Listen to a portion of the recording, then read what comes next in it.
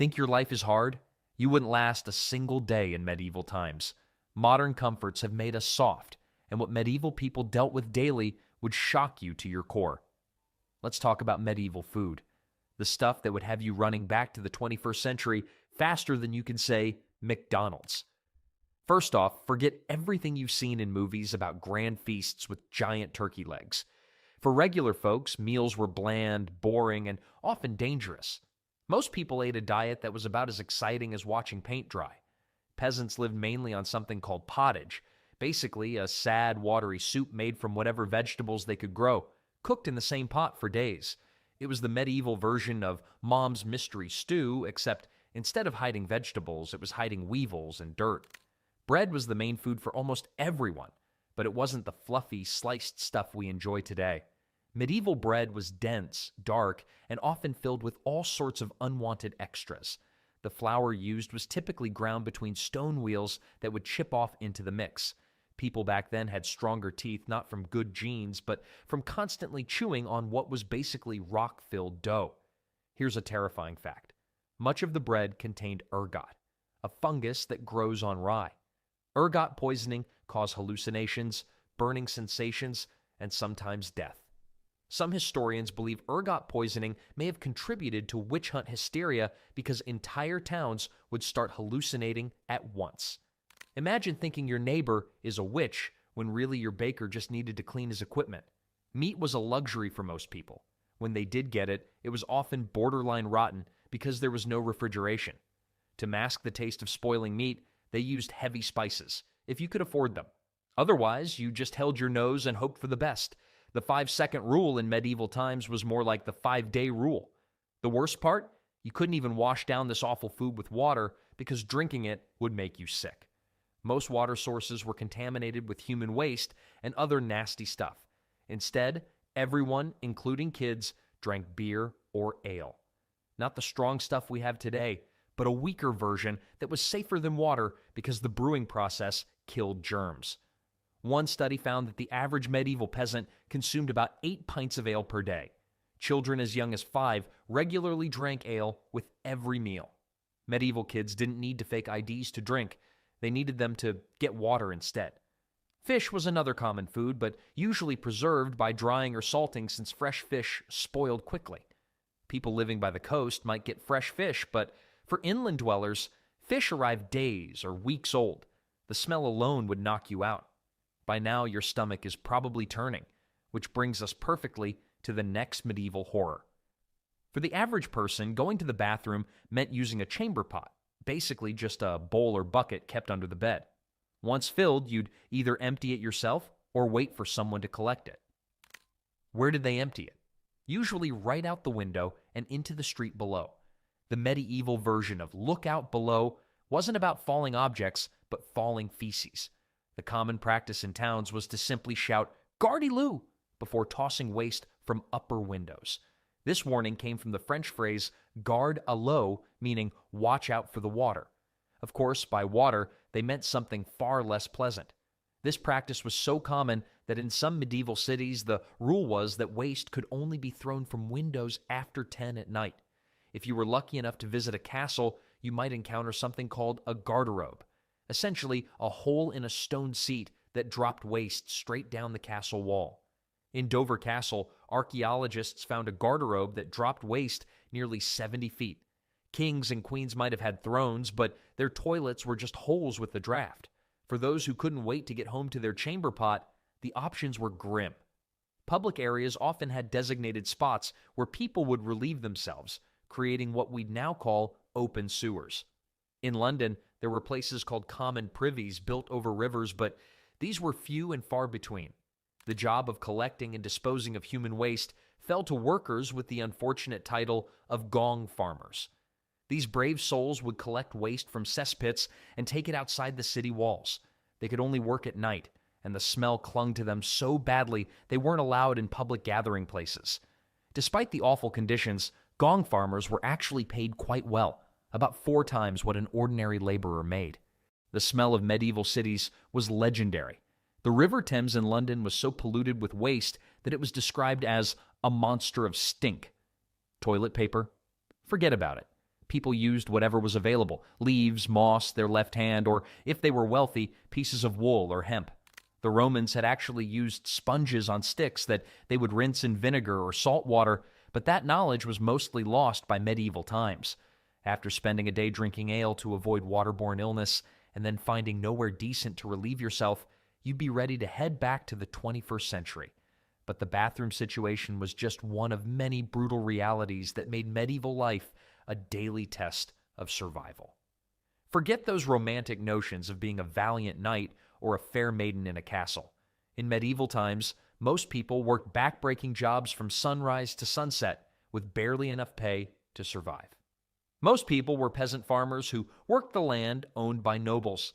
Their daily routine: wake up at dawn, work until dusk, collapse into bed, repeat until death. A typical farmer plowed fields using wooden tools pulled by oxen, planted seeds by hand, and harvested crops with basic sickles. During harvest season, peasants worked 16-hour days in the baking sun. Records from medieval England show that a typical farm worker would burn over 4,000 calories daily just from physical labor. Medieval farmers didn't need gym memberships. They just needed to survive Tuesday. For those not farming, trades and crafts offered alternative careers, though these came with their own hardships. Blacksmiths spent their days in smoke-filled forges, breathing in toxic fumes and risking burns and eye injuries. Tanners, who turned animal hides into leather, worked with urine and toxic chemicals that turned their skin yellow and gave them horrible smells that followed them everywhere. Want to become a skilled tradesperson? Better start young. Apprenticeships typically began at age 7, when children would be sent to live with a master craftsman. These young apprentices worked 6 or 7 days a week for up to 14 years before they could become journeymen. Medieval career counselors had a pretty simple job selection flowchart. Can you lift heavy things? If yes, farmer. If no, early death. Some jobs were designed specifically for the poor and desperate. Link boys were children who carried torches to light the way for wealthy people at night. Pure finders collected dog feces to sell to tanners. The pay for most jobs would barely cover basic survival. A day laborer in medieval England might earn 1 or 2 pennies per day, just enough to buy about 2 loaves of bread.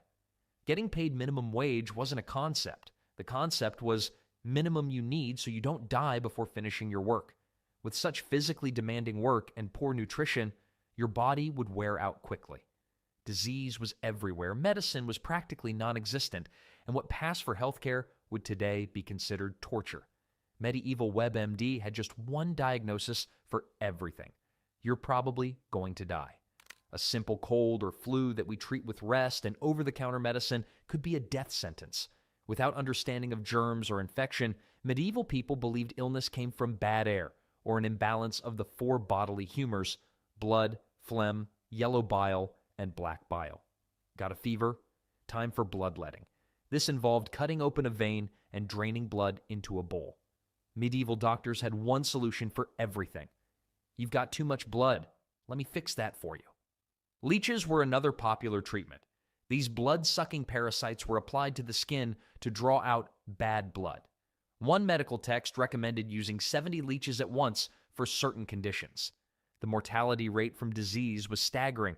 About 30% of children died before age 5, and the average life expectancy was between 30 and 40 years.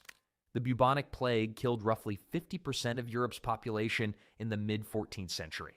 Dental problems were particularly awful. With no proper toothbrushes or understanding of dental hygiene, tooth decay was common. Medieval dentists didn't need appointments. They just waited until someone was screaming loud enough to be heard through town. Even the medicines that were available were often deadly. Mercury was prescribed for everything from skin conditions to syphilis. Their prescription drugs didn't need warning labels about side effects. The side effect was always, might kill you faster than the disease. The worst part?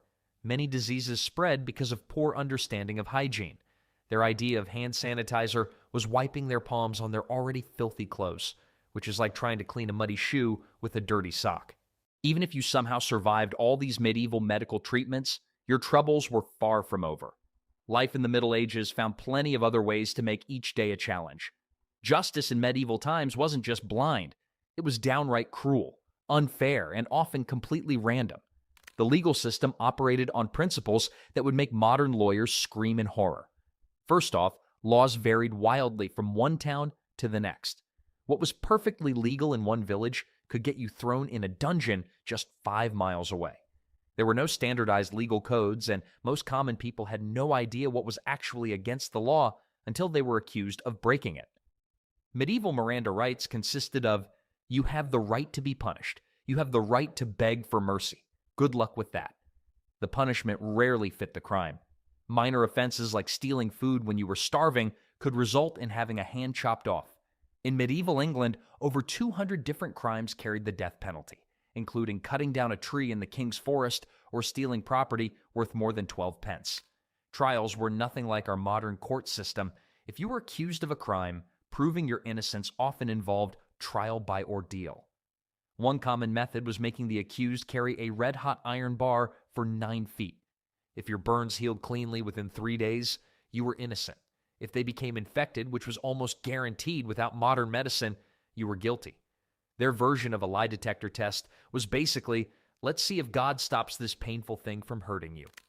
Another popular method was trial by water. The accused was tied up and thrown into a river or lake. If you sank, you were innocent. If you floated, you were guilty and executed. The logic? Water, being pure, would reject the guilty. This created a literal no-win situation for the accused. For those found guilty, execution methods were designed to be as public and terrifying as possible. Hanging was actually one of the more merciful methods. Drawing and quartering, where the condemned was dragged through streets by horses, hanged until nearly dead, disemboweled while still alive, beheaded, and then cut into 4 pieces, was reserved for the worst crimes like treason. Public executions were community events, often drawing huge crowds who brought food and drinks as if attending a festival. Medieval entertainment options were limited. You could watch someone being executed or stay home and stare at your wall. Most people chose the execution. Nobles rarely faced the same justice system as commoners. If a noble was accused of a crime, they could often demand trial by combat and hire a professional fighter to represent them. Rich criminals could also pay blood money to victims' families to avoid punishment. Meanwhile, poor people accused of crimes had virtually no defense options. What about jails? Medieval prisons weren't meant for long-term punishment. They were holding cells until your actual punishment could be carried out. These dungeons were dark, overcrowded pits where prisoners were often chained to walls or floors. No food was provided by the state. Prisoners relied on family members to bring meals, or they simply starved. Torture was a standard part of the legal process, used not just for punishment, but to extract confessions. Devices like the rack, which stretched limbs until joints dislocated, the Iron Maiden, or a coffin-like container lined with spikes, and thumb screws which crushed fingers were used to get confessions, true or false. Most people confessed to anything just to end the torture, which usually led to execution anyway. The medieval justice system's motto might as well have been, confess or suffer, then suffer anyway. Public humiliation was a common punishment for minor offenses. Being locked in the stocks meant sitting in a public square with your head and hands trapped between wooden boards while townspeople threw rotten food, mud, and worse at you. The ducking stool was used mainly for women accused of gossiping or arguing with their husbands. They would be strapped to a chair and repeatedly dunked underwater. Medieval law enforcement was equally primitive. There were no professional police. Towns hired night watchmen who were often elderly men considered too old for regular work. Their main duty was to raise the alarm if they spotted a crime or fire. Medieval cops didn't read you your rights. They just shouted, "Stop, thief," and hoped someone in the crowd would stick out a leg to trip you. Even if you were innocent, simply being accused of a crime could ruin your life. The concept of innocent until proven guilty didn't exist. Once accused, you were basically presumed guilty, and the burden was on you to somehow prove otherwise through these horrific ordeals or trials. If the legal system didn't kill you, perhaps you'd survive long enough to experience another medieval terror. Medieval warfare was nothing like what you see in movies. Forget glorious battles with shining knights charging across open fields. Real medieval combat was chaotic, brutal, and almost certainly fatal for the average person. Wars happened constantly. During the 100 Years' War between England and France, fighting dragged on from 1337 to 1453. That's 116 years of on and off conflict. The average medieval person would experience multiple wars during their lifetime, unlike today where many people live their entire lives without seeing combat firsthand. Let's talk about armor. Only the wealthiest knights could afford full plate armor, which cost roughly the equivalent of a modern sports car. A complete set of plate armor represented about 2 to 3 years' worth of income for a skilled craftsman. Most soldiers wore padded cloth garments called gambesons, perhaps with a few metal plates sewn on if they were lucky. Knights in shining armor were the medieval version of people with expensive sports cars, rare, showing off, and probably compensating for something. What about weapons? Swords were expensive and primarily used by knights and nobility. Common soldiers used spears, axes, or agricultural tools modified for fighting. The most feared medieval weapon was actually the longbow, which could pierce most armor at close range. English longbowmen trained from childhood, developing deformed skeletons from the physical stress of drawing 200-pound bows thousands of times. Medieval battles were incredibly lethal. At the Battle of Towton in 1461, roughly 28,000 men died in a single day, about 1% of England's entire male population. Many froze to death in the snowstorm that accompanied the battle before they ever saw combat. Battle wounds were almost always fatal due to infection, even if they weren't immediately life-threatening. For peasants, the worst part of war wasn't even the battles. It was what armies did between fights. Medieval armies lived off the land, meaning they took whatever food and supplies they needed from local villages. This often involved burning crops, killing livestock, and destroying homes. Soldiers from both sides would ransack communities, leaving civilians to starve. The medieval version of support our troops meant please don't take all our food and burn our houses. Sieges were particularly horrific. When an army surrounded a castle or walled town, those trapped inside faced slow starvation. During the siege of Paris in 885 to 886, inhabitants resorted to eating rats, cats, and eventually each other. Sieges could last months or even years. The siege of Candia, or modern Heraklion, during the 1600s lasted 21 years, the longest siege in history. Disease killed far more soldiers than actual fighting. Armies created perfect conditions for illness, thousands of men living in close quarters with poor sanitation, limited food, and contaminated water. During the Crusades, European armies often lost half their men to disease before ever reaching their destination. Medieval army medics had two treatments: rub some dirt on it for minor wounds and prepare to meet your maker for everything else. Civilians caught in war zones faced terrible choices. Fleeing meant abandoning homes and possessions, possibly facing starvation on the road. Staying meant risking violence from passing armies. Women and children weren't spared. Medieval chronicles describe entire villages being slaughtered regardless of age or gender. If somehow you managed to avoid getting drafted into these bloody conflicts, survived the roaming armies, and didn't starve from war-caused famines, you'd still have to endure the general misery of everyday medieval life. The smell hit you first. Medieval towns reeked of human waste, rotting food, unwashed bodies, tanning chemicals, slaughterhouse remains, and smoke from countless fires. Without garbage collection, trash piled up on streets or was tossed into the nearest river.